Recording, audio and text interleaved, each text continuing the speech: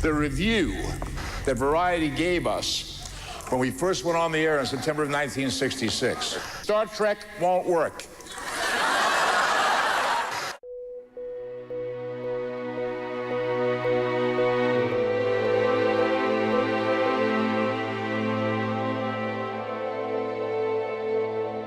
What was your impetus for this project? Where did it start? In November of last year, I approached Dad about the idea of doing a documentary on Spock as a part of the celebration of the anniversary of the original series. And the minute I suggested this to Dad, he was in. When word came out today that actor Leonard Nimoy had died, the president said, "I love Spock." I started acting about 8 years old and suddenly decided that I liked it enough to want to make a career of it, so I came to California in 1949. I loved Leonard. Leonard and I came from a lot of similar backgrounds. He was a multifaceted individual. He was never just Spock to me, even growing up. He had a ubiquitous curiosity about everything going on in the world. Prior to Star Trek, I never had a job that lasted longer than 2 weeks. Never. 2 weeks.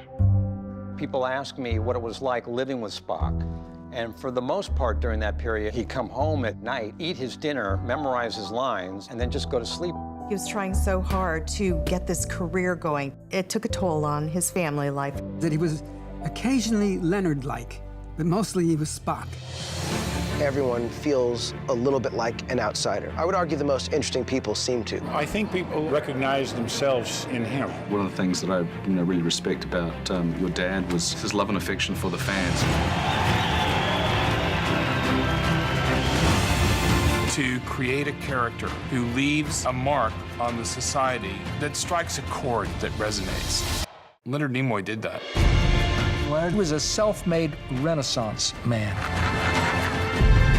He made the world stand up and listen. Fascinating. If there was a word you would use to sum up or describe my dad, what would that be for you? Noble, dignity, Artist. Integrity. Humble. The first word that does come to mind is loving. Love. It's definitely just love. I have been and always shall be your friend.